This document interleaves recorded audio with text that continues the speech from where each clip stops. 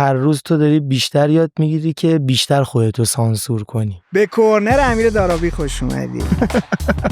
امیر موزیسینه. امروز به کوزی کورنر اومده با هم در مورد بداهه نوازی صحبت کنیم. من الان دارم بداهه میزنم، یه جا مغزم ممکنه بگه بزن اون که قبلی زدی همه حال کردن رو دوباره بزن. ببینیم بداهه نوازی چیه؟ وقتی بداهه میزنی هر چی میزنی درسته. موزیسین، آهنگسازی که بداهه نوازی داره میکنه چه چیزی رو داره تجربه میکنه؟ میتونی صحبت عمیق‌تری رو با موزیک بیان کنی. بداهه نوازی در اجرای زنده به چه صورته؟ تو هر کنسرتی اولین قطعه‌ای که میزنم بداهه است. بداهه نوازی در خلوت به چه صورته؟ کسی نیست ایمپرس کنی. برای اینکه بتونه بداهه نواز بهتری باشه چه کار باید بکنه؟ چجوری فکر کنه؟ اولا که شبیه کسی صدا ندارم. اصلاً این بداهه نوازی کار خلاقانه هست یا نه؟ تو موزیک که هیچی، هر کی تو زندگیش ایمپرووایز نمیکنه اشتباه میکنه.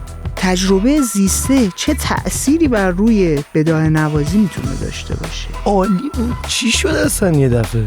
اگر فکر میکنید این موضوعات میتونه برای شما هم جذاب و جالب باشه، با من و امیر دارابی همراه باشید. من اون چیزی که از ایمپرووایز انتظار دارم سعیمو میکنم برسم، ولی نمیدونم هیچ وقت بشه، چه خیلی مسیر طولانیه.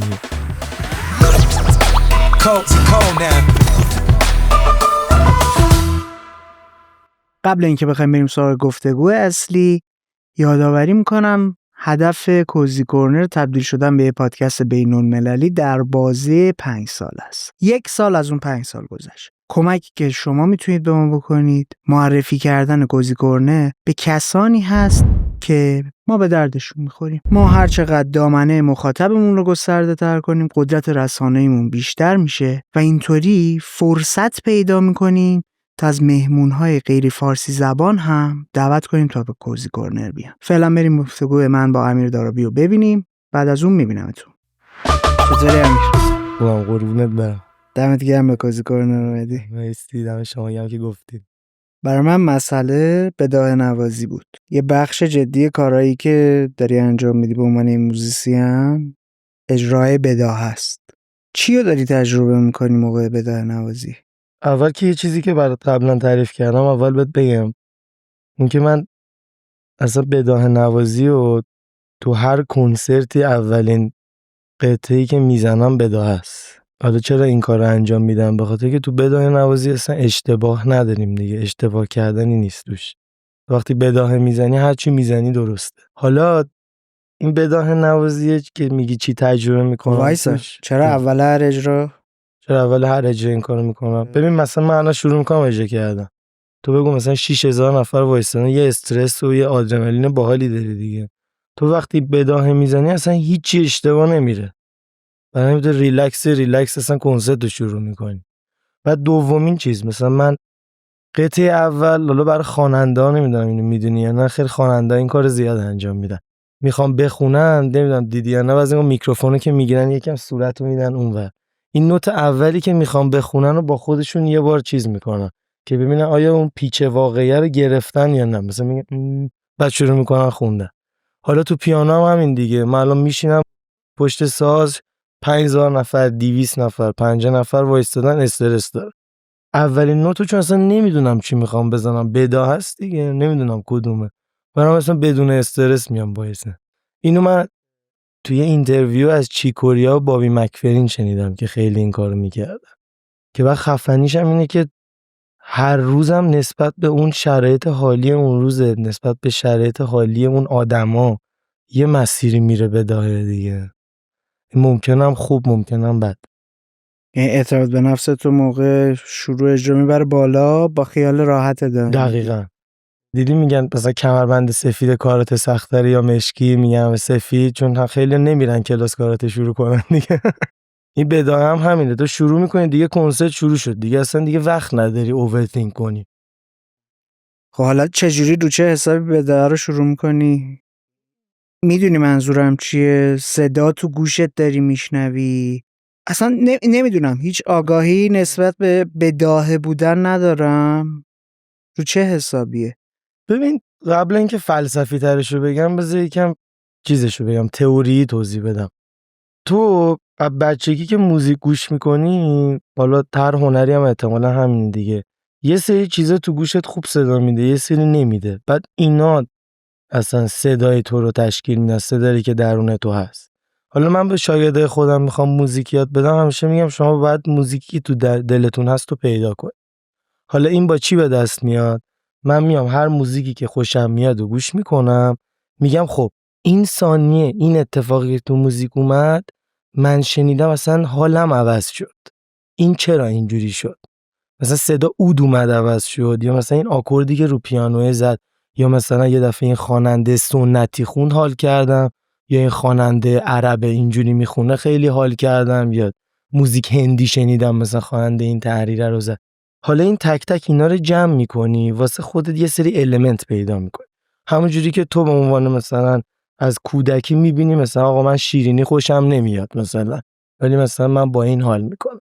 حالا اینا رو جمع میکنی، حالا به عنوان ایمپرووایز تو میای از اون تئوریا و تجربه‌ای که تو موزیک داری استفاده میکنی، انقدر تمرین میکنی که بتونی در لحظه با اونا یه بازی کنی. اینجوری نگاه کن. یعنی کاملا یه فرآیند آگاهانه است؟ نیست. نه خیلی انگار. خب همین. ولی همزمان ولی این چیزی که تو داری تعریف میکنی ببین چیزی که تو داری تعریف میکنی با تحلیل کردن، با دقت به خرج دادن روی موضوع، سوار شدن روی یک سری نوت، روی یک سری ملودی داره اتفاق میفته دیگه. آره اگه اونجوری بخوای بگی آگاهانه حساب میشه آخه. خب ولی وقتی که تو نشستی پشت ساز دیگه به این فکر نمی‌کنی 2 تا 4 تا که الان مثلا من بیام اینطوری کار کنم. نه، هر چی که در لحظه داره میاد رو میزنی. متوجه شدم. ببین تو الان میخوای ایمپرووایز صحبت کنی، مثلا من اون رو که نمیدونستم میخوام اونجا دقیق چی بگم دیگه، الان اومدم همونجوری دارم ایمپرووایز میگم. ولی من بچگی زبان رو یاد گرفتم، کلمه‌ها رو یاد گرفتم، 1000 بار جمله اشتباه گفتم، چی و اینا. الان تمرین کردم دیگه، الان به اونا فکر نمیکنم. حالا تو هنرم همینه دیگه، مثلا تو موزیک همه اینا رو آگاهانه یاد میگیری، مثلا این تئوریه رو یاد میگیری، گاما رو یاد میگیری، موزیکای مختلف رو آنالیز میکنی، همینا رو یاد میگیری، ولی موقعی که میخوای ایمپرووایز کنی دیگه بهشون فکر نمیکنی. یعنی انگار یه ماهیچه اون پشت پرورش پیدا کرده. یعنی اگه نمیدونم حالا اسم این آگاهانه هست یا نه، چون آگاهانه بوده که به اونجا برسی.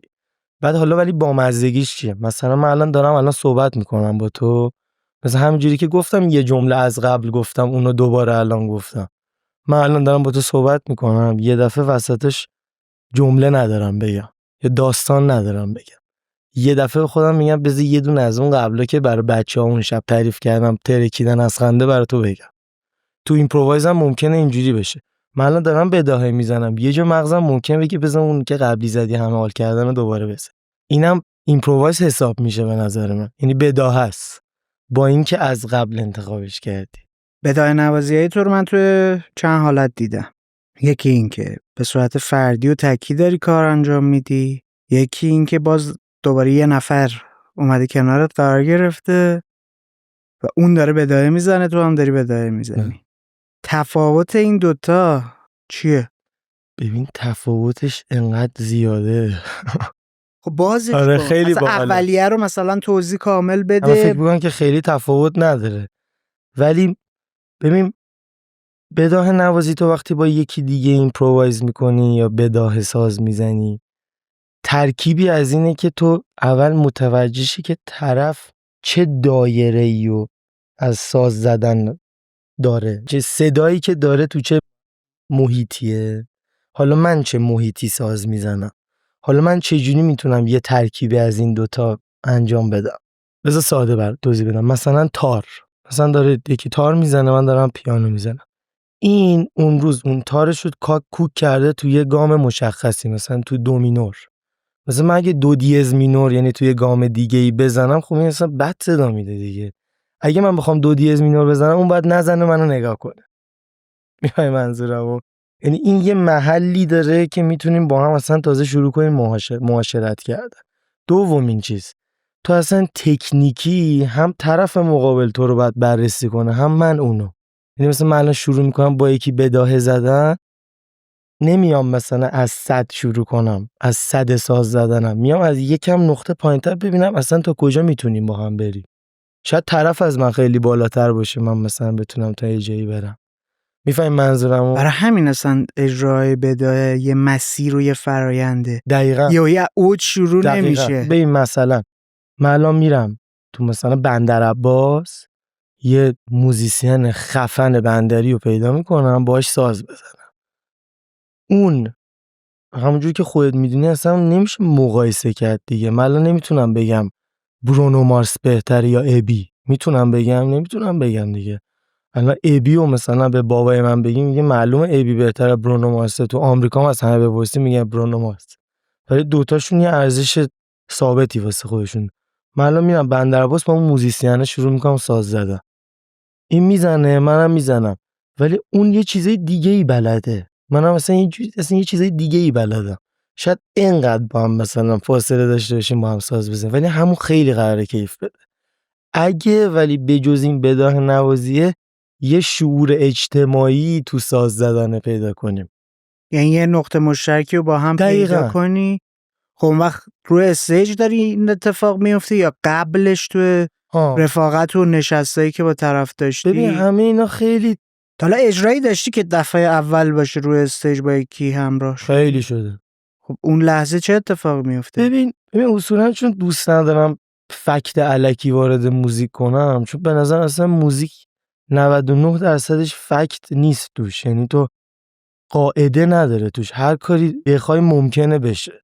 یعنی مثلا ممکنه آقا من تو رو نبینم، اصلا یه دفعه بریم رو استیج یه ایمپرووایزی بکنیم که اصلا دوتامون بیایم بیرون، قلبمون از دهنمون بپره بیرون، انقدر بهمون خوش بگذره. اصلا شاید هم ممکنه با هم حال نکنیم. مثلا من اینو خودم هنوز برای خودم فیکس نکردم.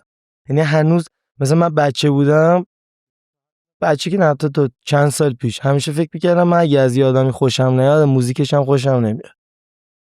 یعنی مثلا یه آدم بد خیلی نمیتونه موزیک خوب تولید کنه. مثلا قبلا اینو فکر می‌کردم، ولی الان دارم فکر می‌کنم شاید هم اینجوری نیست. یعنی شاید مثلا یه سری آرتیستایی که من دوست دارم صرفا آدم خیلی مهربون و خوبی نباشن، ولی این موزیکی ساختن خیلی قشنگه. حالا تو این بداهه نوازی هم همینه. یعنی من نمیتونم بگم حالا بعد 2 بار یکی رو ببینم، 100 بار یکی رو ببینم، او اصلا بعد 5 بار بریم با هم شام بخوریم بیرون تا صدا بده. مثلا من با میلاد درخشانی که مثلا یه پروژه بداهه‌ای داریم میزنیم، ما دفعه اول که شروع کردیم، خب ما سالیان میشناختیم ولی ارتباط نداشتیم. من رفته بودم آمریکا 8 سال نبودم. ما برگشتیم ایمپرووایز داشتیم میکردیم. یه تمرین اول سازو زدیم، آبی خیال. آبی خیال. دفعه اول که شروع کردیم زدن، اینقدر همه چی فلو درستی پیش رفت، ما همونو کنسپت مشخص کردیم، یعنی تایم گرفتیم. خیلی بهم خوش گذشت. مثلا یه بار یادمه با درامری شایان فتحی، یه خفن ترین درامرایی که دیدم، بچه‌م بودم، نشستیم با هم ساز زدن یه 10 دقیقه رو، وای اصلا نمیخواستیم تموم کنیم. من حداقل، اون که داشت حال میداد بهمون، ولی اصلا نمیخواستم تموم کنم ساز زدن، انقدر همه چی. این همین بحثی که الان داریم میکنیم دیگه، 2 تا من میگم 2 تا تو میگی، همینجوری 5 تا من میگم 2 تا. یه چیز بامزه بهت بگم، این شعور اجتماعی که گفتم، حالا نمیدونم کلمه خیلی درستی گفتم راجبش، ولی توی ایمپرووایز 2 نفری 3 نفری به بالا، برگردیم به سوالت که فرق اینا و با، ببین میره دیگه توی مبحث دیگه ای که خب چقدر من دوست دارم بیام جلو برای مخاطب، چقدر بیام عقب برای مخاطب. از بابت اسپاتلایت میگم یعنی اوکی من الان اومدی از کنسرت بیرون، چقدر نقش کنسرت امیر دارابی بوده چقدر نبوده. این قدم جلو اومدنه یه شعور اجتماعی میخواد تو ایمپرووایز کردن، به خاطر اینکه تو از قبل مشخصش نکردی. یعنی همینقدر که باید سعی کنی تو هم حضور داشته باشی، نه اینکه مثلا خجالتی بشینی عقب، ولی تو باید سعی کنی که به بغلیات هم فضا بدی که اونا هم خودشونو نشون بدن، یا اصلا اونا نشون بدن به کدوم سمت میخوای بره ایمپرووایزه. یعنی مثلا میگم من الان دارم یه داستانی برای تو تعریف میکنم، یه جایی وای میسم میگم حالا حسین تو برا من الان یه سوال دیگه تو به من بگو، حالا میخوای راجع به اصلا ویالون صحبت کنیم. ارتباط متقابله یه چیزیه که اصلا با تجربه زیسته در میاد. چجوری در لحظه اتفاق میفته؟ کیو میدید به هم دیگه؟ ببین مثلا اینو اگه بخوای تئوریکالی نگاه کنی، نه خیلیش اصلا کیو هم نیست. خیلی موقع شده مثلا من دارم با یکی ایمپرووایز میکنم، مثلا من دارم میزنم، یه ایده ای میاد تو ذهنم، ولی اون یه ایده زودتر شروع میکنه، من ایده‌مو قورت میدم، با ایده اون شروع میکنم یه چیزی زدن. چون ببین تو الان یه ایده فراهم کردیم، بحث شکل گرفته، ممکن بود میگفتی همین تو دوست داری راجع به چی صحبت کنی، من بگم دوستم راجع به مثلا چی صحبت کنم. آره یارو اصلا بی ربط داشت در مورد فضا من بشید. راجع به آشپزی واقعا می‌خواستم برات توضیح بدم. املت اسفناج جدیدن رسیپی پیدا کرد. ولی آره مثلا این ایده‌ای که اون الان میاره وسط، ممکنه من اصلا نظرم عوض کنم دیگه، یه دفعه برم توی چیز دیگه. این ارتباط متقابله به نظرم خیلی بامزه است، که حالا همین رو گفتم اینو بهت بگم که من دیروز اتفاقا داشتم با یکی از دوستان بحث می‌کردم. من هرچی تجربه زیستم بالاتر رفت، یعنی اصلا موزیک تمرین نکردم، هرچی تجربه های بیشتری کردم، آدم پخته تری شدم، موزیکم بهتر شد. خیلی عجیب بود. مثلا اینی که دارم میگم میبینی قشنگ تو ایمپرووایز که دیگه کامل میزنه بیرون. اینکه مثلا من اینقدر تجربه داشته باشم که بیشتر گوش بدم تا حرف بزنم، اینو اگه بیارم تو ایمپرووایزم کامل، محشره دیگه. ولی اون موقعی هم که حرف میزنم تعداد کلمه‌ام محدودتره ولی عمیق‌تره. بازش میکنی منظورت از پختگی چیه؟ از چه بابت داری میگی؟ راجب خودم بگم به عنوان یه آدم یا موزیک؟ نه موزیکه. میگی موزیکم پخته تر شده. هر چقدر تجربه زیستت بالاتر رفت گفتی موزیکم پخته تر شد. ببین اونو تو اون یکی مصاحبه‌ام گفته بودم، ولی خلاصه‌شو بهت میگم این کمک میکنه. من یه معلمی داشتم علن مله، بهش قول دادم هر جا با هر کی صحبت کنم اسمشو میگم. خیلی خیلی حال داد بهم. آمریکا بودم من که پیشش ساز میزدم، این خیلی رک بود، بعد خیلی جمله‌های دیرکت و ناراحت کننده به من میگفت راجع به پیانو زدنم. خیلی منو دوست داشته ولی اصلا تخریبم میکرد هر هفته. منم بچه پر رو هر هفته اصلا میگفت تو پیانو بلد نیستی، دوباره میرفتم هفته بعد دوباره، اصلا یعنی کم نمی آوردم. این کلا بهت بگم تو یه سال 3 بار به من گفت خوبه، مثلا همین، یعنی خوب زدی، یعنی نهایت تعریفش تو 1 سال 3 تا خوب زدی بود، حتی خیلی خوبم به من نگفت. من رفتم ایران 23 سالگی، بعد 6-7 سال اولین بار برگشتم و یکم حالم خوب نبود و بعد مدت‌ها برگشته بودم ایران، اصلا همه چی تغییر کرده بود، کرونا شده بود، حالم ردیف نبود و اینا. بگم مثلا به 7-8 ماه پیانو نزدم، پیانو اصلا دست نمیزدم بهش. برگشتم آمریکا، بوستون، النو دیدم دلم تنگ شده بود برش، رفتم پرواز گرفتم از لس آنجلس بوستون 6 ساعت فقط اونو ببینم. رفتم پیشش، همونجوری که داشتیم حرف می‌زدیم گفت بیا بریم و اینا. رفتیم تو اتاقش که شاگرد درس میداد، گفت یه چی ساز بزنی برام. خب منو میگی من 7 ماه اصلا دست به ساز نزدم، همش اینور اونور. اون موقع که هر هفته روزی مثلا 2 ساعت تمرین میکردم میزدم، میگفت افتضاحه. الان که 7 ماه نزدم که الان بزنم که پرت میکنم اونو بیرون. شروع کردم ساز زدن، اینو چشامو بستم دیگه، صدمو گذاشتم دیگه. 2-3 بار دستم اشتباه خورد، خیلی وقت بود نزدم. برگشتم گفتم ببخشید اینجوری زدم. گفت تو الان آماده ای که آلبوم پیانو سولو ضبط کنی؟ محشر.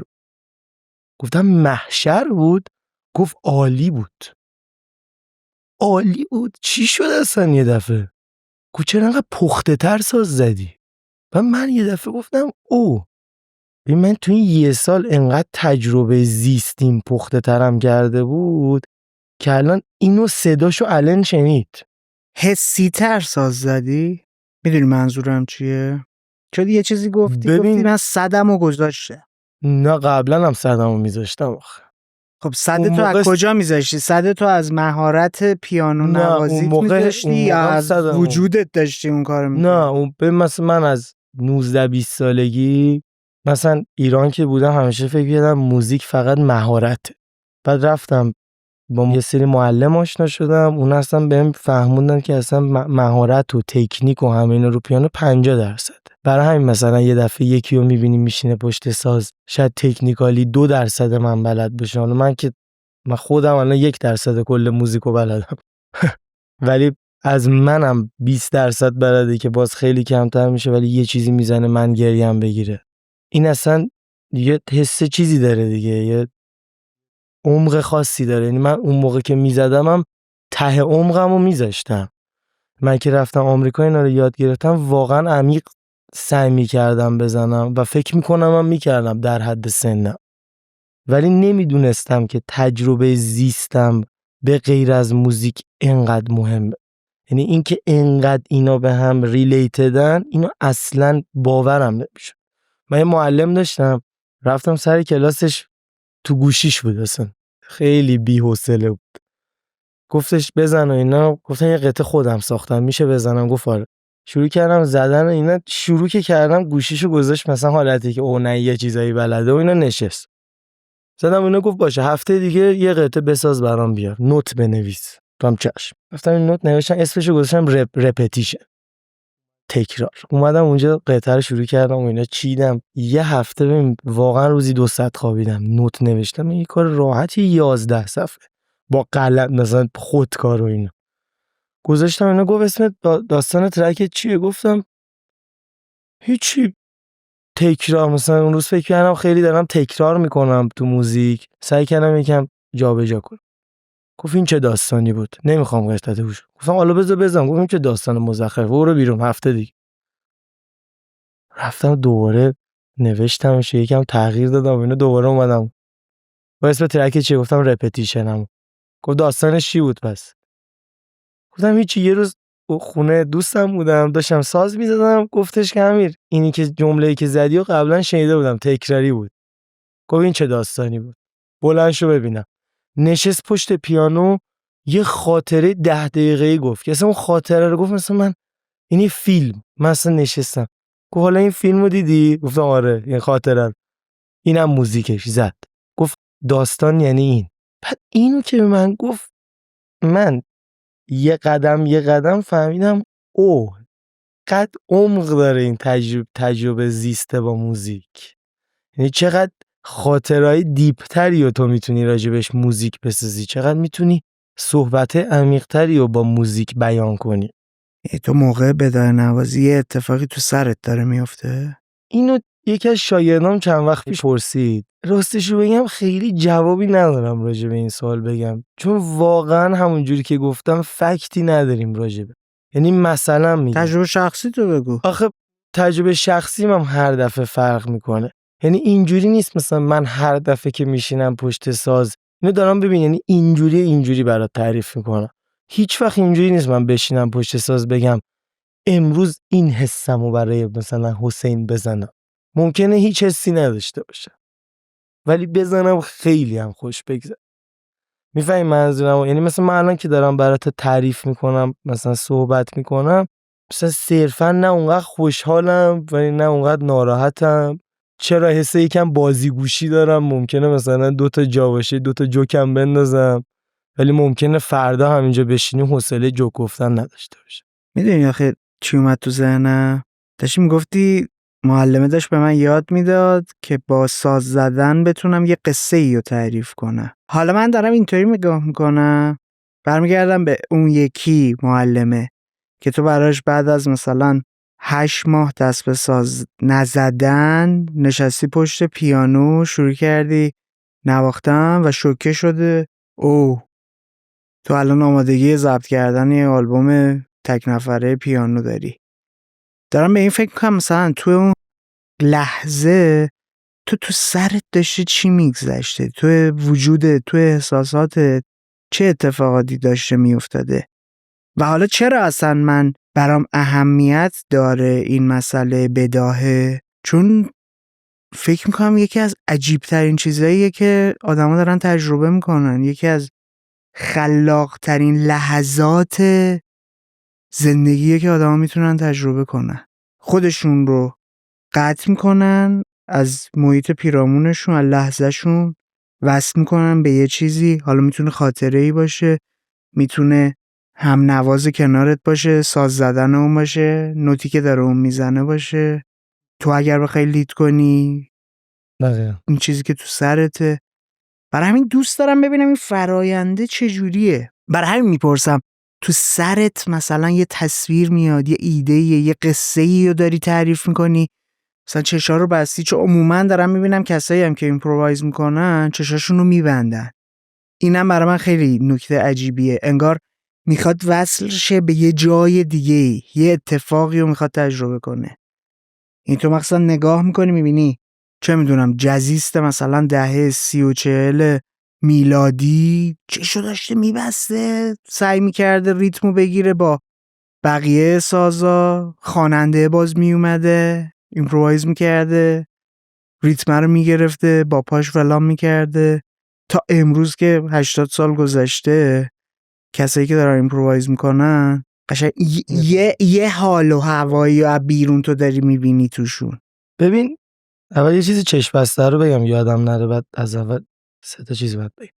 اول که چشم بسته، من خودم موزیکم گوش میکنم، اگه واقعا داره بهم خوش میگذره چشام میبندم. مثلا من تو کنسرت اگه واقعا خیلی داره بهم خوش میگذره ببینی منو، چشام بسته تا که تو مخاطب بشینم دیگه، چه برسه ساز بزنم. اون روز داشتم فکر میکردم که دلیلش رو داشتم فکر میکردم من که چشام میبندم انگار یکی از این حواسامو خاموش میکنم، تمرکز گوشام 2 برابر میشه. این اصلا فکر میکنم شاید همین دلیلش باشه که همه این کارو میکنم. من چشام میبندم تمرکزم میره بالا، خیلی ربطی به ایمپرووایزر نداره. چشم بازم همونو میزنم. به خودم بیشتر خوش میگذره تا به بقیه شاید تصویری. مثلا من خیلی شده بهم میگن او امیر چشم بسته پیانو میزنه، به به، مثلا چه جوری مثلا کلاویه رو میبینی. من اصلا اینو مثلا چشا رو نمیبندم به بقیه بگم ببینین من چشم بسته میزنم. به خدا اگه باز بود که اصلا بهترم میشد. باز میزدم شما رو هم نگاه میکردم، اون خاطره برام تصویری هم ضبط میشد دیگه، چرا این کار نکنم. ولی حالا اینو بذاریم کنار. ببین یعنی داری میگی که شنوایی قوی تر میشه، تمرکزت فکر میکنم برای همه اینجوریه دیگه، یعنی تو هر چی رو حذف میکنی یه چیز دیگه بهتر میشه دیگه. یعنی مثلا نمیدونم تو همه تمرکزتو میذاری تو مثلا لمس کردن یه چیزی، چشتو میبندی خفن‌تر لمسش میکنی تو مثلا چشم باز دیگه. فکر میکنم باید برای همه حواس اینجوری بشه. اونجا که گفتی آهنگسازی پیش معلمه، خواستم فقط اینو باز کنم. اونی که معلمه بهم داشت میگفت که با خاطره و داستان و اینا، اون راجع به آهنگسازی بود. خب اون یعنی ثبت یه چیزی بود. توی بداهه یه کوچولو بازتر میشه مبحث، به خاطر که تو همونقدر که به قول تو همینایی که میگم کامل درسته. تو میگی که همین مثلا تو الان یه چیزی تو دلت بوده که اون روز زدی که معلمه گفته که تو الان موقع آلبوم دادن تا قطعا این بوده. اصلا شاید من اون حس درموندگی که مثلا ته دلم داشتم که به الن بگم الن من یه سال انقدر مثلا حالم بد بوده دست به ساز نزدم، شرمندم. بعد اون شرمندگی یه صدایی داده که اون گفته واو. مثلا من بهترین ایمپرووایزم قطعا اون روزی نبوده که یه خاطره عجیب تو ذهنم بوده، همینجوری ممکنه بوده باشه. حالا یه چیزایی کاملم کنم بحثو، مثلا بامزه ببین چقدر اینا هم به هم مرتبطه، هم نمیشه قاعده تو ایمپرووایز در آورد. خیلیا من جمله خودم، من جمله درست بود داره، من جمله درست حال کردی کلمه ادبی داره.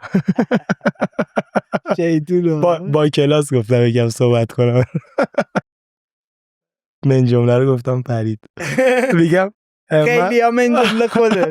حال که خیلی طلایی بوده این جمله. ببین خیلی ها با خودم فکر میکنیم که آهنگسازی همون بداهه‌ایه که تو ثبتش میکنی یا خلق کردن. ببین تو یه چیزی رو خلق میکنی قبلا که خلق نشده، ایمپرووایز کردی که این اومده دیگه. اگه اینطوری بودش که تو همش میشستی از صبح تا شب هر ساز آره. زدن تو ریکورد میکردی، اسمشو میگفتی دارم موزیک میسازم. خب بله، ولی آیا همشو یه چیزی هست تو بگی وای این از ایناست که دوست دارم 1000 بار دیگه گوش کنم، یا در لحظه فقط خوشت اومده؟ من که بداهه میزنم، من عاشق اینم هر روز این کارو بکنم، هر روزم خیلی موقع این کارو میکنم، ولی آیا اینجوری میشه؟ و آیا تو اگه اینقدر بداهه نواز خوبی هستی استانداردت اینقدر پایینه که هر چی بزنی میگی به به میخوام اینو ریکورد کنم کل دنیا گوش کنن؟ امکان نداره. هرچی اصلا آرتیست بهتری میشه استانداردت هم یه چیزی شکل میگیره دیگه. حالا بالا پایین ممکنه نره ولی میفهمی منظورمو. اصلا به نظر من تو اون چیزی که خب میسازی وایسا الان یه سوالی بر من پیش میاد. تو داری در مورد آلبوم میگی، من ذهنم میره سمت اجرا. خب تو اجرا هم تو میخوای بهترین پرفورمنس و خروجی خودتو نشونه بله. مخاطبت بدی دیگه. هر لحظه ممکن نیستش که تو اون تجربه رو داشته باشی. ولی چه اتفاقی داره میفته؟ آیا قبل از اینکه بری رو استیج کاری با خودت میکنی که خیالت آسوده باشه توی بدایه نوازی بهترین خروجی رو خواهی داشت؟ ببین آخه اونم لایوه، یعنی بهترین خروجی در لحظه است. یعنی اینو همه هم که اونجا نشستن میدونن. جواب نده. ممکنه جواب نده اصلا که ریسک باحال بداهه نوازی هم. ولی من این همه اجرای بداهه رفتم تو زندگی. آره ولی بعضی ممکنه برعکس اتفاق بیفته. 21 سالم بود تیگران هاماسیان اومد برکلی. تیگران هاماسیان میشناسی یا نه؟ پیانیست ارمنیه. اون جزو مثلا فیوریت 3 تا پیانیست محبوب زندگیمه. یه بار ازش پرسیدم ببین من، چون خودش یکی خفن‌ترین ایمپرووایزراییه که دیدم، بهش گفتم ببین من سوالم از تو اینه، تو که تور میزنی مثلا 30 شب اجرا تو شهرهای مختلف تنها میری پیانو سولو میزنی، اگه یه روز حالت بد باشه چی میشه؟ خیلی حرفا. مثلا من فکر کنم امروز روحیم خیلی داغون بود. الان تو بیای بگی امیر مثلا ایمپرووایز میکنه، بابا من چه جوری باید، یعنی من بهم چی میگفت انقدر باید ترین کنی خودتو که اوکی من حالم بده ایمپرووایز میکنم، یه ایمپرووایز میکنم که صداش یکم غمگینه ولی موزیک محشریه. چجوری؟ ببین تو موزیک خوشحال و غمگین داریم، یه دونه موزیکی داریم که به سلیقه تو بد باشه و به سلیقه تو خوب باشه دیگه. خب همین این در تضاد میشه که در لحظه بودن دیگه. نه دیگه چرا در لحظه؟ در لحظه است ولی غمگین. ایمپرووایز داری میکنی مگه وصل نیستی به احساسات خودت تو اون لحظه؟ بله. خب ولی تو داری میگی من مثلا میگه فیلتر میکنم حال بدیمو، یه ذره ممکنه غم توش داشته باشه ولی خروجی خوب. نه ببین فیلتر نمیکنی غم تو، غمه میاد بیرون، تمرین میکنی که غمم داری ولی موزیک خوبی ارائه بدی. یعنی اصلا اتفاقا اصلا حرفتو متوجه شدم، اصلا فیلترینگ نداره این بس. تو ناراحتی یه چیز ناراحت میزنی ولی ایمپرووایز خوب صدا میده. من چون چیزی که فکر میکردم مغزم روش بلاک شده بود میگفتم اوکی من الان حالم بده پس یعنی موزیک نباید حال بده به، ولی نه اینجوری نیست اتفاقا. نمیدونم میک سنس کرد حرفم. آره فهمیدم. یه چیز دیگه هم که گفتی آخرین چیز، اون حرف نوینه که گفتی ایمپرووایز به نظرت خیلی نوینه.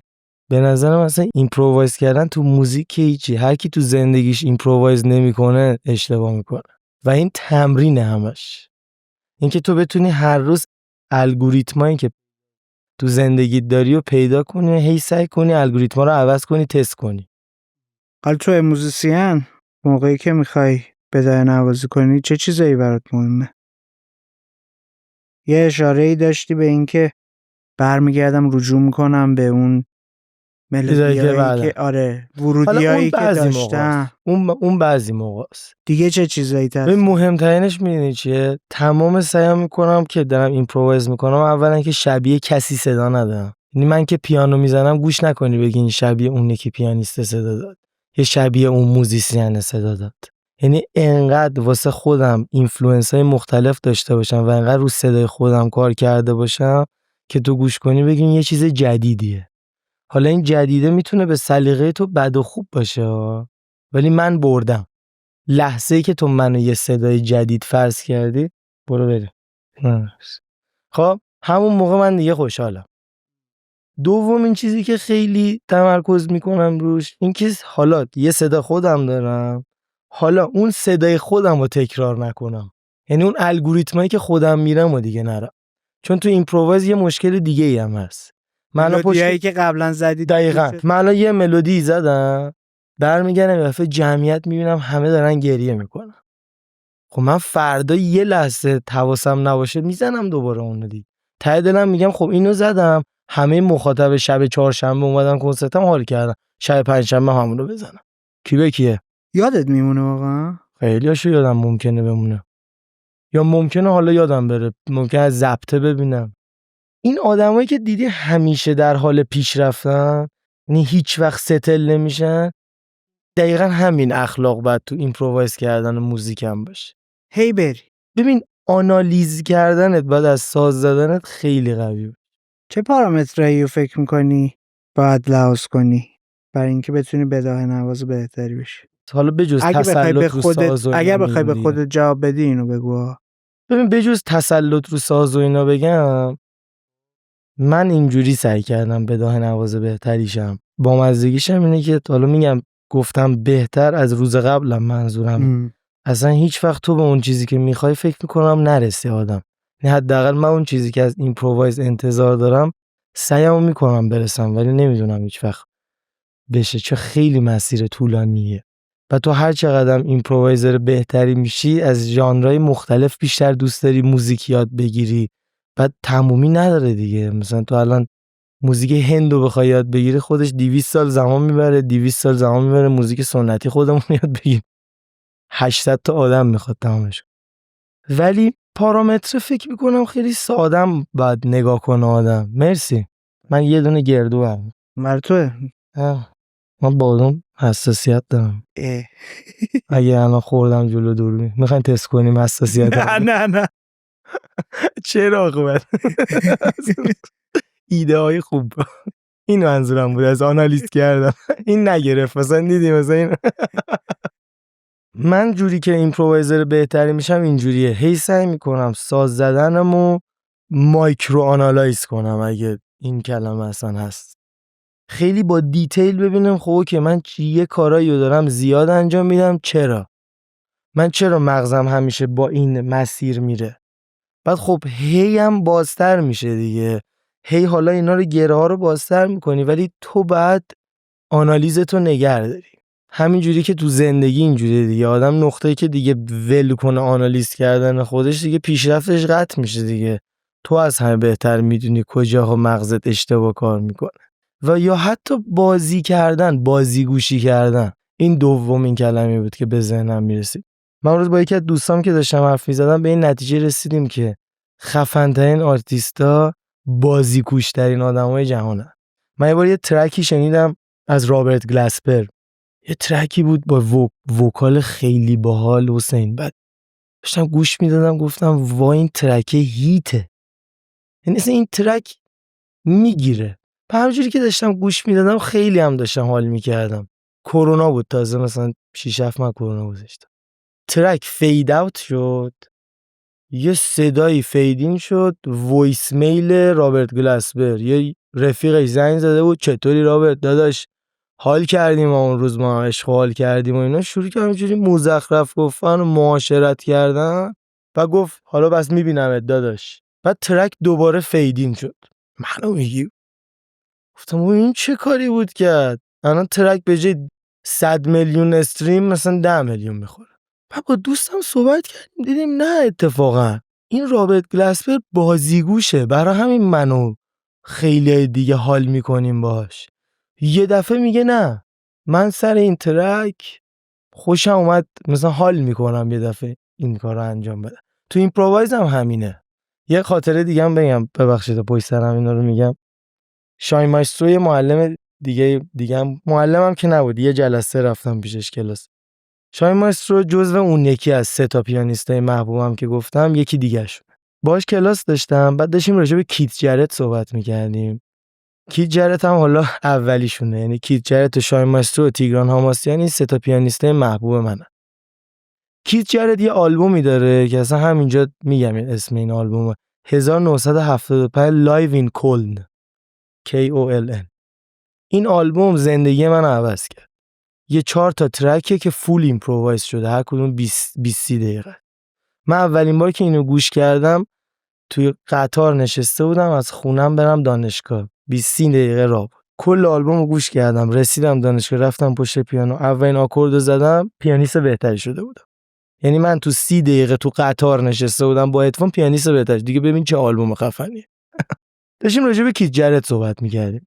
بعد شاهین ماسترو داشت میگفتش که آره من به نظرم یه موزیسین خفن باید سعی کنه به یه نقطه‌ای برسه که دیگه انقدر بازیگوشیشو بتونه هندل کنه که هر کاری دوست داره رو سن بکنه. گفتم خب منظورت چیه؟ گفت من رفتم کارنگی هال کنسرت کیت جرت رو ببینم. و کارنگی هال دیگه جزو 3 تا خفن ترین و مهمترین سالن‌های موسیقی جهانه. خیلی حرف گنده‌ای زدم دیگه. کیت جرت پیانو سولو کنسرت داشت. گفت امیر این اومد رو استیج، همه دست زدن و همه با پوشت و مثلا خیلی فنسی و ژلمون نشسته بودن کیت جرت بیاد ساز بزن.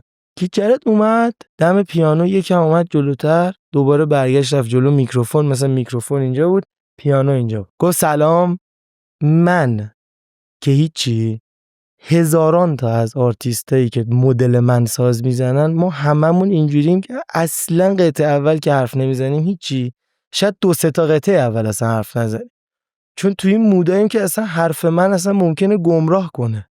من با موزیکم بعد مخاطب و یه جایی ببرم یه جا دیگه بعد یه حرفی بزنم یکم گوششون استراحت. بیا مثلا شاهین ماسترو یادم یکی از کنسرتاش 50 دقیقه اصلا استاپ نداشت، از این قطعه میپرید تون همینجوری میرفت. میگفت امیر گفت سلام، بعد کیت جرت یه آدم عصبی از ایناست که یه مدت مثلا فازش اینجوری بوده که پیانو رو برعکس میذاشته رو سن، یعنی پشت به مخاطب میشسته که اصلا باشون آی کانتکت نداشته باشه، که یعنی من از شماها خیلی مثلا چیزترم و نمیخوام مثلا موزیکم تداخل. گفت امیر اومد پشت استیج گفت سلام، من امروز شلوار اشتباهی انتخاب کردم که بپوشم. و همه گفتن گوره بین چند تا شلوار مونده بودم ولی این شلواری که میبینین الان پوشیدم خیلی تنگه، کم اذیتم داره میکنه. شاهین ماسترو میگفت امیر این یه رو راجع به شلوارش شروع کرد صحبت کردن تو کارنگی هال جلوی یه سری آدم با پشت و مثلا با راننده و مثلا چی و اینا. میگفت ببین به یه نقطه رسیده بود که همه داشتن پچ میکردن با هم صحبت میکردن، ولی من اون لحظه میداشتم به چی فکر میکردم؟ به این فکر میکردم که ببین یه آرتیست به اون نقطه که میرسه که دیگه انقدر بازیگوش انقدر رها میشه که اون لحظه حال میکنه راجع به شلوارش صحبت میکنه، ولی اینی که همه براش پچ میکنن دارن راجع به کیت جرت صحبت میکنن. کیت جرت دیگه خفن‌ترین ایمپرووایزرهای تاریخه به نظر من، یعنی اینی که راجع به شلوارش صحبت کرد اصلا هم موزیکش کم نمیکنه، اصلا به موزیکش اضافه میکنه. خیلی عجیبه. این رها بودنم پس کمک میکنه برای اینکه ببین رها بودنه توش بازیگوشی داره، تو بازیگوشی هم رها بودنه داره. یه بچه 3 ساله رهاست که مثلا اسباب بازیشو پرت میکنه دیگه، اصلا به نتیجهش فکر نمیکنه، به اون لحظهش فکر میکنه. اصلا تو این ایمپرووایز هم همینش مهمه دیگه. ببین مثلا من خیلی حرفای مختلفی دارم به هم میزنم ولی امیدوارم میک سنس کنه همش. من اون روز داشتم با یکی از دوستای دیگه هم صحبت میکردم، خیلی جدیدن داشتیم به این فکر میکردیم که اصلا این اینستاگرام و این سوشال مدیا، حالا به چیزای خوبش حالا جدا همش آدم بعدش هم نگه، یه چیزی که برای همه آورده اینه که هر روز تو داری بیشتر یاد میگیری که بیشتر خودتو سانسور کنی. یعنی من بهترین ورژنمو چجوری به همه آدما نشون بدم و چیزی که توش بلند مدت بهت گوش زد میکنه این که فقط قسمت خوبتو به همه نشون بده و چیزی که همه نمیدونن این که فقط تو اینستاگرام اینجوری نیست. تو اینستاگرام اینو تمرین میکنی، تو زندگی عادیت بازم جلو همه، تو مهمونی‌ها با رفیقات تو رستوران به همه اینم سعی میکنی نشون بدی. حالا اینو نگهدار، هر چقدر تو سنت بالاتر میره تجربه بیشتری میکنی، خب این سانسور شدنه بیشتر میشه. سانسور شدن وقتی بیشتر میشه اولین چیزی که کم میشه چیه؟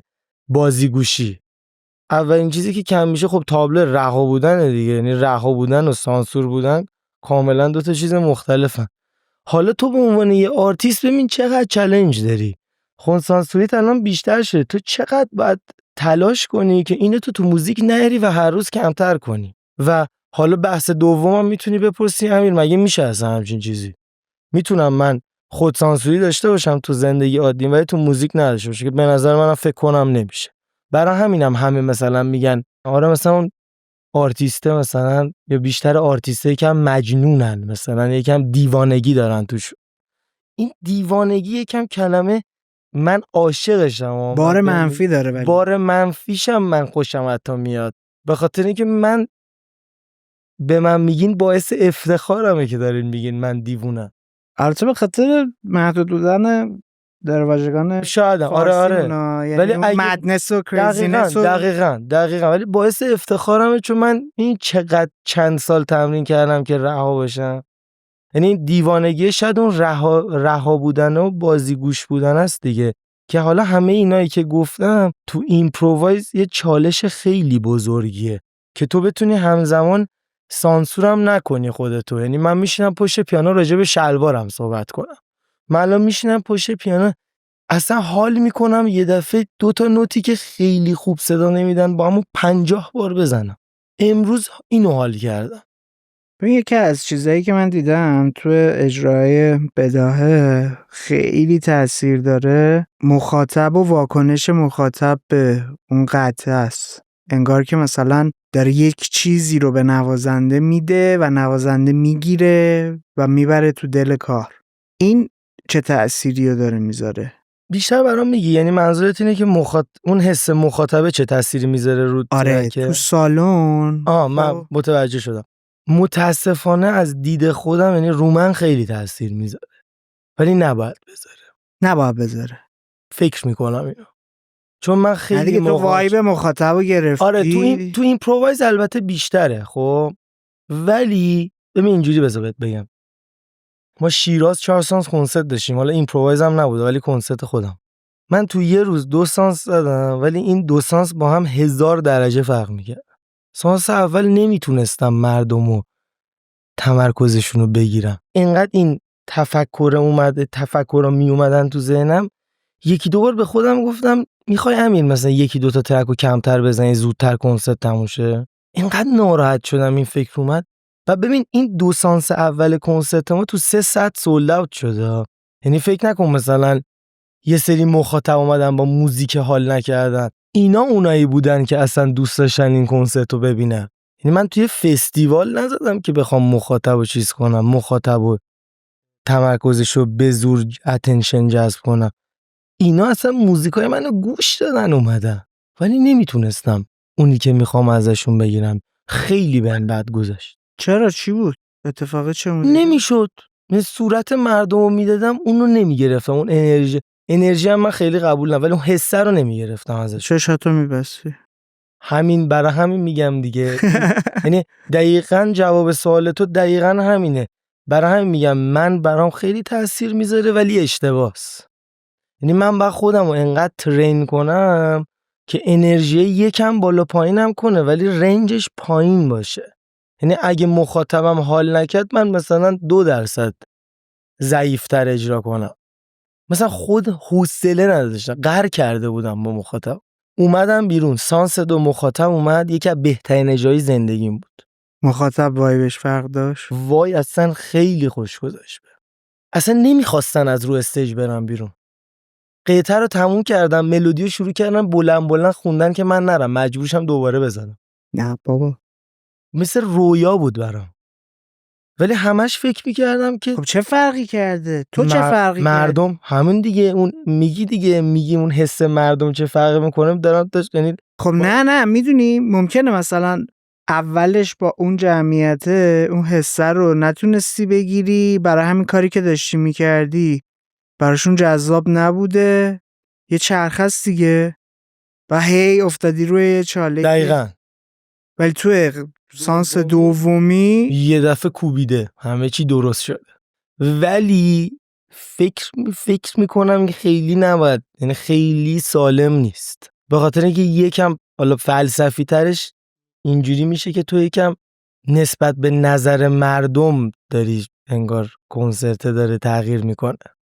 یعنی برای همین به نظر خودم یکم ناسالمه. انگار تو مثلا با یکی رفتی چایی بخوری، خب اگه مردمم رفتاراتو داری تغییر میکنی. اگه مردمم مثل یه نوازنده همراه ببینی چی؟ چون تو بداهه نوازی با یه ساز دیگه یا اگه اینو ببینی دیگه اینم اینم ببینی، این دیگه همین حدودی الان من همینجوری دارم میبینم دیگه، یعنی خیلی درسته اینی که داری میگی، ولی منم همینجوری دیدم که اون سانس اول خوش نگذشت به، ولی این یه گام دیگه داشتن اصلا اونا اونا- میزدن آره، تو یه اونا- گام دیگه بودی. من دومینور بودم اونا خدیز بودن اصلا نداشتیم. ولی این فکر میکنم یعنی خیلی سالم نیست، باید یکم فرق کنه. یعنی حالا این مثال رو با چای خوردن با یه نفر بزنم، تو مثلا با یکی چای میخوری انقدر با خودش حال میکنید خیلی بهت خوش میگذره، اصلا نمیفهمی ساعت چجوری میگذره، ولی یه جا هست مثلا با یکی داری صحبت میکنی 3 تا کلمه گذشت میگی دیگه چه خبر، دیدی دیگه چه خبر رو توی بحث میگی، یعنی تموم شد بعد. ولی تو باید ترین کنی خودتو که یعنی خودت امیر باشی دیگه تو 2 تا سناریو که داری چای میخوری، اینقدر فرق کنه. حالا بهت خیلی خوش گذشته نه خیلی خوش نگذشت، دیگه خیلی داغونم بعد نگذره بهت.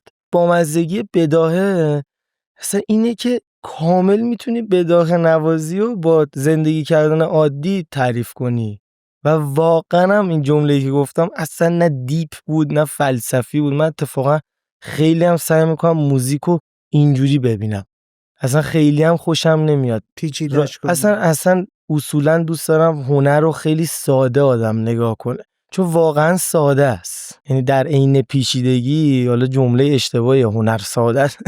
یعنی ساده میشه دید، یعنی اصلا حتما نباید مثلا بشینم یه دفعه یه سری جمله بگم که مثلا بعد چند بار بزنی از عقب دوباره بزنی جلو بفهمی چی گفتم که بگن اوف عجب هنرمندی. خیلی هنر رو میشه اتفاقا این جمله‌ای که میگن آدم میخواد هنرمند خفنی شه بعد از پیچیدگی دوباره برسه به سادگی، همینه دیگه.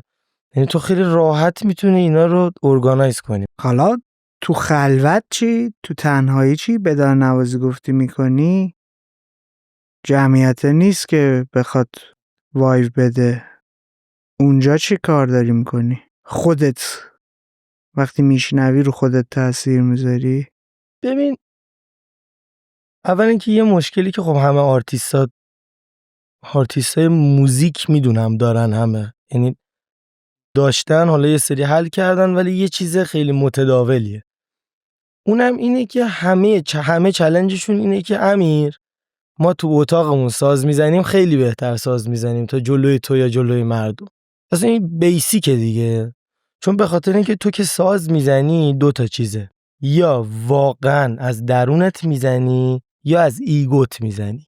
ایگو هم نه به معنی دماغ بالا و من اینجوری نگات کنم، نه، و ایگو یعنی یه معنی یکم سالمتر هم داره، یعنی خیلی ایگو سالم نیست ولی یه معنی یه کوچولو سالمتر هم داره. اونم اینه که اوکی من الان حسین عاشق موسیقی سنتی ایرانه، اون موسیقی محلی مثلا ایران، من الان ایمپرووایز میکنم، میدونم حسین تو مخاطب نشسته، من میخوام یه کاری کنم حسین با هم رفیق شه، یه چیز سنتی بزنم. این از ایگو میاد، سالمه، خیلی هم ناسالم نیست، ولی میبینی نچرال نیومده. تو میخوای با این کار با یکی رفیق شی، میفهمی منظورمو؟ اوکی مثلا من الان دارم یه جای آدیشن میدم، مثلا دانشگاه برکلی دارم آدیشن میدم، اون لحظه شاید اصلا بخوام یه ترک آروم بزنم، ولی اون ترک خیلی لایت غیر تکنیکی بزنم، اونا که نمیفهمم من پیانیست خوبم یا بدیم، خیلی باز جای سوال داره دیگه. میام یه چیز تکنیکی میزنم، این کار میکنم اون کار، اون از ایگوم دارم ساز میزنم اصولا. حالا تو که تو اتاق تمرین میکنی کسی نیست ایمپرس کنی، برای همین اصلا از ایگوت ساز نمیزنی، برای همین خیلی پیورتر و واقعی تر ساز میزنی، چه ایمپرووایز کنی چه موزیک بزنی چه هر کاری. و اصلا کلا خیلی پیورتر، آدم تو تنهاییش خیلی با خودش پیورتره دی. حالا تو باید تمرین کنی اینا رو به هم برسونی، دقیقاً دوباره برمیگرده به همون ایمپرووایزه و همه اینا. هر چی سعی کنی و تمرین داره، مثلا یه کانسپتی از افرتلس مستری از کنی برنر، من کلاساشو رفتم دوره‌شو تو برکلی، اصلا کانسپتش همینه که تو شروع کن پیانو زدن، شروع کن فقط به نفس کشیدنت فکر کن که به اصطلاح بری این د زون، اینجوری فکر نکنی به چیز دیگه، ببینی انگشتات چی کار میکنن. و یه پرانتزم باز کنم، اینی که میگم من بازم میگم نه اینایی که گفتم اصلا نه فلسفی بود نه مثلا انرژی بود مثلا نه چیز کاملا علمیه. این یه جمله‌ایه که من خیلی عاشقشم، اونم این که میگه فکر کردن دشمن جریان ساختن و روون بودنه. میبینی چقدر بامزه است؟ مثلا تو الان میشینی پشت پیانو فکر میکنی چی بزنی، دیگه جریانه رو خراب کردی دیگه. اون اتفاقی که اگه خودش میخواست نمیذاری بیفته تو این خودجوش بیاد. دقیقاً. حالا این تامینای این FLS مستری که جدا، ولی این نفس کشیدن اینو کمک میکنه که تو همزمان که داری نفس میکشی دیگه داری فکرتو تمرکز میکنی رو تمرکز میدی به نفس کشیدنه، برای همین دیگه نمیذاره به جای دیگه فکر کنی، سعی میکنی ببینی این فلو خودش انجام شه. اصلا تو رو میندازه رو ریتم بدنت، ریتم طبیعی نفست. دقیقاً.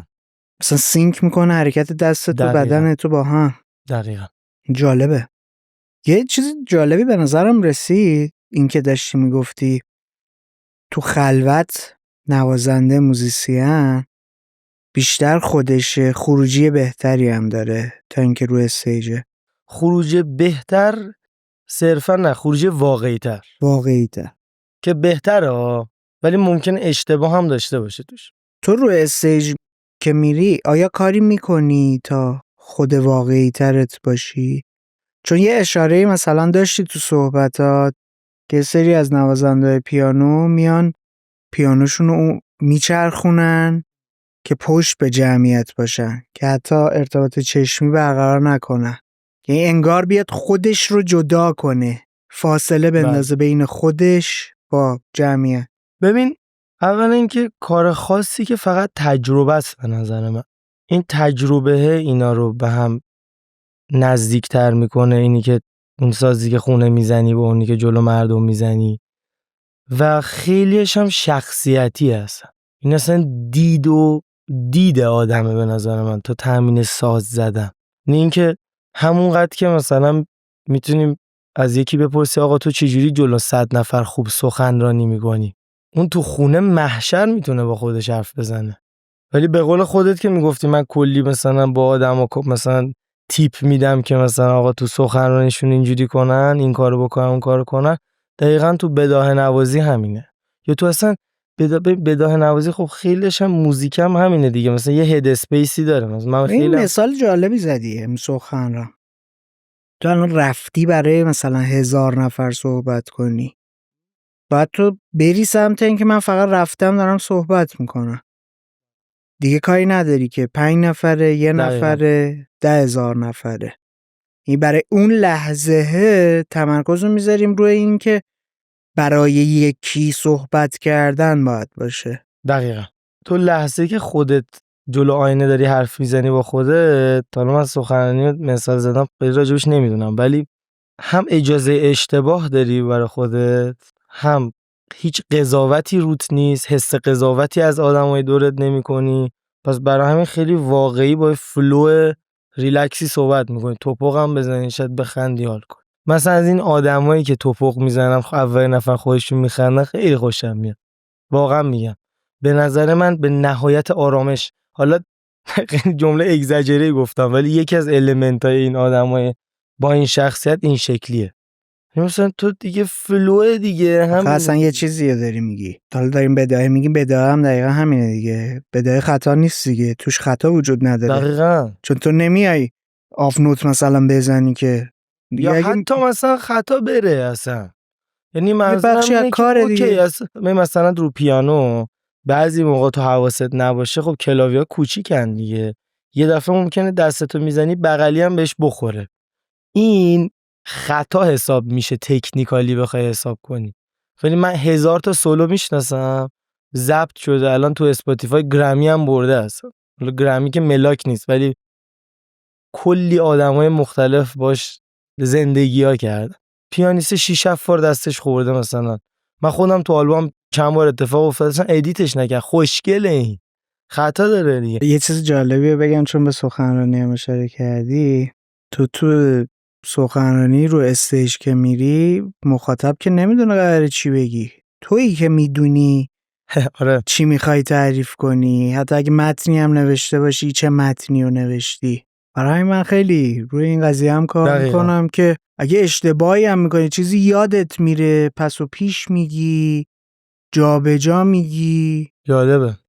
مخاطب که نمیدونه پس لازم نیست اصلا هول بشی، ادامه بده دیگه. اون لحظه‌ای که یادت اومد بیا ازش استفاده آره کن. اینم خیلی جالبه. میدونی خطرناکش چیه؟ من خیلی تو ایمپرووایز حالا بداهه نوازی اصلا سخنرانی فکر میکنم هر چی که به فلو ربط داشته باشه، اصولا وقتی یه کاری میکنی جواب میده خیلی سخته که الگوریتمشو بشکنی نکنی. مثلا تو الان این سخنرانی میگی من میفهمم، ولی من ته ذهنم میام میگم اوکی من الان امروز اومدم پیش حسین، اول بگم من مثلا این جایزه رو بردم، بعد این سازا رو زدم، این سبکا رو کار میکنم، این ستا رو به ترتیب. چند بار دیگه تو مصاحبه‌های قبل اگه اینو گفته باشم جواب داده، الان دیگه استرس میگیرم حتما این ترتیب رو رعایت کنم. الان تو سخنرانی که داری میکنی اگه بگی اول این لیوان بعد توش آبه، چون میدونی جواب میده استرس میگیری دیگه. من تو موزیک هم همینه. من 10 شب الان میخوام ایمپرووایز کنم، بالاخره استرس داره دیگه. من الان چجوری میخوام الان این صحبتامو با تو تمام کنم؟ یه چیزی داره دیگه، یه نامفهومی داره، نمیدونیم میخواد چجوری تموم شه این صحبتمون. یه بازیگوشی و رهایی داره، ممکنه بد تموم شه، یه دفعه چیزی نداریم بگیم خب امیر مثلا 1 دقیقه آخر چیزی. خب تو ایمپرووایز هم همینه، من نمیدونم کنسرت چجوری تمام میشه. روز آخر که بزنم یه دفعه ببینم خیلی داره حال میده، اوف اینی که تموم کردم مثلا مردم پر انرژی رفتن، چقدر سخته با خودم کنار بیام که فردا همونجوری تموم نکنم، به خودم زور کنم که فردا دوباره یه مسیر جدیدی رو برم، با اینکه یه مسیری پیدا کردم که جواب میده. و این ببین چقدر تو زندگی کردن سخته، تو چیزای ساده و مثلا تو غذا سفارش دادن رستورانت. مثلا من خیلی فکر میکنم تکرار کردن امنیت میاره برای آدم دیگه. تو یه چیزی رو تکرار میکنی حس امنیت میکنی. مثلا من یه رستوران غذا میگیرم خوبه، حس امنیت میکنم، هر هفته از همونجا میگیرم چون حس میکنم دیگه غذاش خوبه، حوصله ندارم یه جور دیگر رو تست کنم. یا مثلا من یه غذا رو درست میکنم همیشه با این مسیر درست کنم دیگه همین خوبه دیگه، حالا این دفعه آویشنم نزدم. اینکه بتونم این بازی گوشیه رو بکنم، تجربه‌امو متفاوت کنم، محشره به نظر. ولی هر کی تا یه حدی میتونه خودشو آپگرید کنه این کارو بکنه. خودکار ساختن و اینا چی؟ به صورت اتوماتیک چی؟ ناخودآگاهت شروع کنه برای تو کار کردن و پیش بردن. ببین فکر کنم این ناخودآگاهه وقتیه که تو در واقع این اینستینکتته که سعی میکنی که یه مسیرهای جدیدی رو تجربه کنی اون لحظه دیگه، ولی باید بتونی اعتماد کنی بهش. یعنی ناخودآگاهه رو آیا اون لحظه اعتماد میکنی که امروز حال کنم این غذا رو اینجوری بپزم ببینم چی میشه؟ شاید یه لحظه از مغزت بخواد رد شه، ولی خیلی ماها فیلتر ببین داره. الان مثالای جالبی داری میزنی دیگه. تو چند سال الان بدای نوازی میکنی؟ من 3 سالگی پیانو میزنم، ولی نمیدونم دقیقش، فکر کنم مثلا از 14-15 سالگی. ولی خب اون بداهه‌ای که الان میزنم کجا، یعنی بداهه در حد خودم دیگه، یعنی بداهه نه میشه اون میدونی چیزی که همون منظورم لحظه خلق چیه؟ شده. تو ذهنم اینه که خب تو تمرین بداهه نوازی داری میکنی، قطعا در مسیر زمان بداهه نواز بهتری شدی. میخوام ببینم چه تأثیری روی زندگیت داشته. ببین بذار برعکس برات توضیح بدم، یعنی اینی که میگی برعکسشو میتونم جواب بدم. برعکسشو بگو. برعکسش اینه که من حالا تا 17-18 سالگی خب تو اصلا زیر 18 و توی بابل حباب خوب خوشگلی داری زندگی میکنی، حالا شاید تا 13-14 سالگی اون هفته کهن الگوی یونگ هست که میگه از کودک معصوم و اینا شروع میشه. تو اون کودک معصوم اون حباب چیزی هستی که انتظار خیلی داری از دنیای دورت، تو اون حال خیلی خودسانسوریت پایینه دیگه، برای همین انگار نچرال تر و طبیعی تر این بداهه نوازی میاد. ولی هر چی که بزرگتر میشه و با واقعیت دنیا و حالا همه این اینستاگرام و همون بحثی که گفتم، چون سانسور و اینا بیشتر میشه، در واقع تو بازیگوشیت کمتر میشه، پس اصلا بداهه نواز بدتری میشی نسبت به سنت. من تو 27 سالگیم که الان هستم خیلی موزیسین بهتری از 17 سالگیم، ولی حالا اینو بذار اینور، من اگه بخوام بداهه نواز بهتریشم باید تو زندگی عادیم هی سعی کنم که این سانسور کردن رو کم کنم. مثلا واقعی تو بیشتر دقیقاً مثلا تمرینی نمی‌کنم برای بداهه زدن، مگر اینکه اون چیزای تکنیکالی که بهت گفتم، مثلا بشینم فکر کنم کجاها تکرار میکنم ذهنمو عوض کنم، یا مثلا هی بشینم بداهه بزنم مسیرهای مختلف رو تجربه کنم. چون یه سری مسیرها رو تو میتونی خونه خودت تجربه کنی، ببینی خب من اگه مثلا امروز از بندازم از چمران برم زودتر میرسم یا نه. من اینو تست میکنم خونه یه بار با پشت پیانو این کارو بکنم یا نه. یعنی سوالی که تو پرسیدی تامینش به نظرم بیشتر برعکسه. یعنی من اصلا بامزه بگم، من روزایی که یه کار جدیدی و یه مسیر جدیدی رو تست میکنم، چه ذهنی چه واقعیت، تو واقعیت اون روزا رو خیلی پروداکتیو میدونم. حالا چه موزیکال باشه چه غیر موزیکال. تو موزیک باشه خب حس بهتری هم دارم از بابت کار، نداشته باشم خیلی خوشحالم. وقتی اون روز یه تجربه جدیدی کردم، خودت هم بهتر میدونی تجربه جدید کردن و اینکه خودتو هول بدی بابت یه تجربه جدید کردن خیلی زور میخواد. یعنی همون بحث کمربند سفید مشکی است دیگه. تو اینکه زور کنی خودتو کلاس بری خیلی حرفه، مخصوصا این همین ایمپرووایز کردن مسیر جدید رفتن دیگه. چون راحت ترین کار چیه؟ ایستادن. مگه دیگه ساده تر از این داریم؟ ایستادن وایستادم دیگه. من خیلی الان جای اوکی هم دیگه نمیخوام. به تصمیم آدمو احترام میذارم و ممکنه یکی بگه همین مثلا من تو سن 35 سالگی این مثلا یه جای کارمندم کار میکنم، این حقوقی هم که بهم میدن اوکیه، استرس هم ندارم، من اصلا هر اتفاقی برای شرکت بیفته گردن رئیسمه، خودش هم بهم صبح بیام سر کار میگه مثلا چی بعد این کارو بکنی این کارو بکنی این کارو کنی خدافظ. 9 صبح میرم سر کار، 5 میام بیرون، اصلا دیگه برام مهم نیست شرکت آتیش گرفته نگرفته، باشگاه میرم، ورزشم میرم، بیرونم میرم، حالمو میکنم، ایستادم دارم عشق میکنم. این کاملا قابل احترامه. ولی برای یکی مثل من این مرگه. اصلا نمیتونم. چون تکرار داره. اصلا تکرار خالیه دیگه.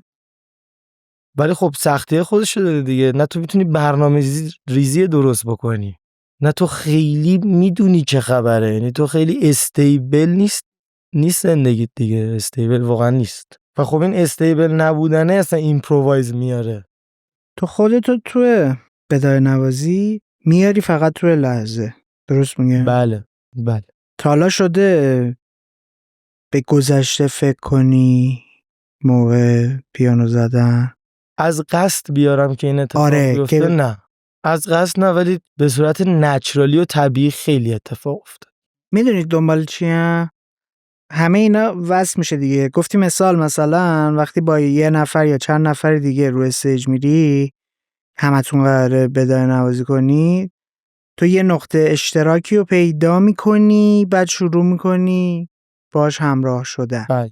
حالا دارم میگم مثلا منتظری پارت چه میدونم طرف مقابل تموم بشه، داره یه چیزی رو میزنی، یهویی تو میری توی یه خاطره ای. اینایی که گفتی به نظرم یکم فرق میکرد با هم، به خاطر اینکه اینی که خاطره رو آدم بیاره تو ذهنش بحث دیگه است. خب نه اینی که خودش لحظه ببره بله خب خیلی هزار بار اتفاق افتاد. خب قطعا یه خروجی جذابی داری دیگه. حالا تو یهویی عمدن بخوای بیای به یه خاطره فکر کنی شروع کنی، فکر نمی‌کنم. جواب نمیده؟ فکر نمی‌کنم. خیلی به لحظه پس باید وصل باشی. آره چون بیاری خیلی مجبوریه دیگه. من مثلا به اون مدادم که گم شده فکر کنم یکم ناراحت شم، الان گریه‌شون رو در بیارم. مثالت یه دونه دیف میگم، یه دونه عمق کم که بچه‌ها ترک بخورن. خیلی خوب بود. یعنی میفهمی حرفمو. ببین یه چیز با این نمیشه فیکش کرد. اینجوری بذار برات توضیح یعنی اینطوری بگم که تو نمیری سمت این که یک احساسی رو در خودت به وجود بیاری که به واسطه اون احساسی که به وجود آوردی یک خروجی داشته باشی. احساسی یه خاطره رو بیارم دیگه. یه خاطره رو بیاری، مثلا یه چیزی غمگینت کرده. الان غمگین نیستم، عمدن به یه چیزی فکر کنم در این لحظه که غمگین شم که مثلا متوجه شم. نه این کار نمی‌کنم. اینجوری نگاه کن موزیکو. به نظر من به عنوان یکی که ساز میزنه عین یه کابله. کانکتی یا نیستی دیگه. اصلا یه دلیلی که تو ایمپرووایز میکنی با این فلو میری کانکت میکنی خودتو با موزیک.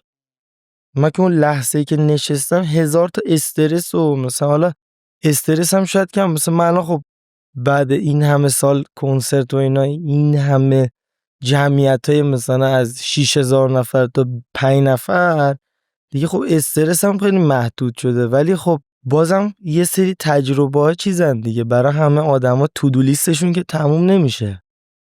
اصلا استرس هم اسمش آره مثلا هیجان داره دیگه. مثلا من الان ممکنه مثلا تو بگی امیر اینجا ساز بزن، هیچ استرسی نداشته باشم، بعد یه دفعه بگی امیر ردیف اول مثلا نمیدونم کیکی نشسته مثلا، یه دفعه یا مثلا اصلا استرس ندونم چیکار، با اون ایمپرووایزه اینو کانکت میکنم. حالا تو لحظه‌ای که کانکت میشی رفتی توی مسیری دیگه، تو مسیر نمیتونی بگی خب من بذار فکر کنم به اون بدبختی که اون روز داشتم. اصلا دیگه مغزه رو اتوپایلوت داره حال میکنه و بعضی موقع ممکنه اصلا جاهای عجیب بره. یه بار یه خاطره بامزه، 2018 یه کنسرتی دادم پیانو سولو توی سالونی تو پاریس، یه خیلی تجربه باحالی بود. بعد آرشید آذرین، اتفاقا اینجا ازش تشکر کنم، اون موقع 2018 خب خیلی سال پیش میشه، به من این فرصت رو داد. من تو سن کم میشه، نمیدونم 20-21 سالگی میشه، برم توی سالن خیلی بزرگ پیانو سولو بزنم. محشر دیگه این فرصت. رفتم اونجا چشامو بستم، شروع کردم ساز زدن. ببین داشتم کیف دنیا رو میکردم، سالنم فول باحال. ببین وسطش یه دفعه به خودم اومدم، داشتم فکر میکردم به اینکه چقدر هوس جیگر کردم. لحظه‌شو یادم، داشتم ساز میزدم، یه دفعه به خودم اومدم گفتم هوس به خودم گفتم همین چرا داری به همین چیزی فکر بعد شروع کردم با خودم کانورسیشن کردن که خودم میگفتم همین دیوونه این مثلا داری سولو میزنی حال میکنی، دستام داشت میزد، همه داشتیم حال میکردیم و این موزیک در جریان بود. این بهترین مثالی بود که از ایمپرووایز و موزیک بهت بگم، به خاطر که اصلا ذهن انقدر کانکت، انگار مدیتیشنه. بریم سمت جمع‌بندی. برو بریم، خوش گذشت. آره، توی این گفتگویی که داشتیم مسئله برای من این بودش که ببینم موقعی که داری بدایه نوازی میکنی چه اتفاقی رو داری تجربه میکنی، چه کار کنیم که بدایه نواز بهتری باشیم. متوجه شدم بازیگوشی اهمیت داره، داشتن یک تجربه، حالا توی مثالی که داشتیم موسیقیایی برای تو اهمیت داره، تجربه زیسته خود آدم براش اهمیت داره. متوجه شدم خیلی اوقات ممکنه تو یک قصه‌ای رو داری تعریف میکنی، قصه‌ای که در لحظه داره شکل میگیره و پیش میره. تو همکاری‌های چند نفره بداه با هم در موردش صحبت کردیم. تو این بخش یک جایی رو پیدا میکنی، یک فاصله‌ای بین خودت و شخص مقابلت که به هم وصل میشید و از همون نقطه شروع میکنی کار رو پیش بردن. در مورد اهمیت مخاطب و تأثیری که روی بدایه نوازی داره صحبت کردیم. در مورد اینکه چقدر مهمه که توی موزیسین بتونی خودت رو از دنیای اطرافت قطع کنی و ببری توی خلوت خودت و عمیق بشی، روی خودت گپ زدیم. مروری داشتیم روی چند تا از خاطرها و قصه ها و خورده روایت‌های جالبی که برامون تعریف کردی از گذشتت. آگاهمون کردی به خود نواختن پیانو، موسیقی ساختن، اینکه از کجا باید بیاد. ذهنیت دادی بهمون برای اینکه بتونیم بداهه زندگی کنیم، در لحظه زندگی کنیم و کیفیت تجربه خودمون رو ببریم بالاتر. به نظر چیزی هست بخوای به اینا اضافه کنی؟ نه، یه جمله‌ای از بین اینا گفتی رو می‌خواستم فقط دوباره بگم. بذار اینجوری بگم، امیدوارم جرأت اینو هی تو خودمون بیشتر کنیم که بیشتر بداهه زندگی کنیم هر روز، نه اصلا فارغ از موزیک و هنر و اینا. چون اینی که الان داشتی برام همه اینا رو جمع‌بندی تعریف می‌کردی، داشتم فکر می‌کردم چقدر دوست دارم که همه آدمایی که دوست دارم اینقدر رها بتونن زندگی کنن و این چقدر بهشون قراره آرامش و تجربه باحال بده، حتی اگه یه سری کارا بکنن که من خوشم نیاد. نه واقعا کلمه کلیدیش همون رها بودن و خود بودن است که چندین بار بهش اشاره کردی. اگه بخوایم کلی بگیم به نظرت بداهه‌نوازی کار خلاقیه یا تو خودت رو تو اون موقعیتی قرار بدی که بتونی بداهه‌نوازی کنی، بتونی بداهه زندگی کنی؟ تو موقعیت ببین فکر میکنم آره، چون فکر میکنم آره به خاطر اینکه من خودم تمرین که میکنم تو بداهه‌نوازی یه چالنجی که خیلی آدما دارن، چه تو زندگی کردن، چه تو هنر، حالا چه تو موزیک، اینه که آپشنا که زیاده تو گیج میشی، هیچ کدومو انجام نمیدی. مثلا دیدی میری رستوران 1000 تا غذا، هی منو رو نگاه میکنی، اینو بخورم، اینو اصلا ولش کن، آب بده آقا. خب من تو بداهه‌نوازی و آهنگ ساختن اینا برای خودم بازی طراحی میکنم همیشه. به خودم میگم اوکی امیر حق داری از اینجا تا اینجا لیوانو ببری، اینقدر فاصله داری خودت میدونی دیگه، حالا من امروز میذارم اینجا. حالا من فکر میکنم که تو زندگی عادی هم اینجوریه دیگه، یعنی تو اگه بخوایم یه خلاقیت کلی صحبت کنیم که اصلا انقدر کار خلاقانه میشه یه روز انجام داد که بعد ولش کنی بخوابی فقط. ولی این که بتونی خودتو محدود کنی، واسه خودت چالش و بازی طراحی کنی، فکر کنم با این میشه کار خلاقانه انجام داد. ولی برگردیم به سوال اولیه، فکر میکنم ایمپرووایز کردن کار خلاقانیه به خاطر اینکه بازی کردنه، به خاطر اینکه بازیگوشیه. کسی که بازیگوشه به نظرم یکم خلاقه دیگه، به خاطر اینکه یه چیز دیگه ای دیده، یه مسیر دیگه ای دیده، حالا مثلا اینو دیده از این ورم دیده، ببینه مثلا چه خبره. این به نظرم باید خلاقانه باشه، نمیدونم. عالیه. دمت گرم به کوزیکورنر. مرسی همینجور. گفتی. فدات شه. قربونه. همونطور که دارید میبینید برای این برنامه کلی آدم دارن زحمت میکشن. از شما یه درخواست بیشتر نداریم. کمک کنید دامنه مخاطب ما گسترش پیدا کنه، مخاطب ما بیشتر بشه. ما رو به دوستانتون، به کسانی که براتون مهم هستن پیشنهاد بدین. به کسانی که دنبال خلاق‌تر شدن هستن کوزیکورنر رو معرفی کنید. مراقب خودت باش. به زودی میبینمت.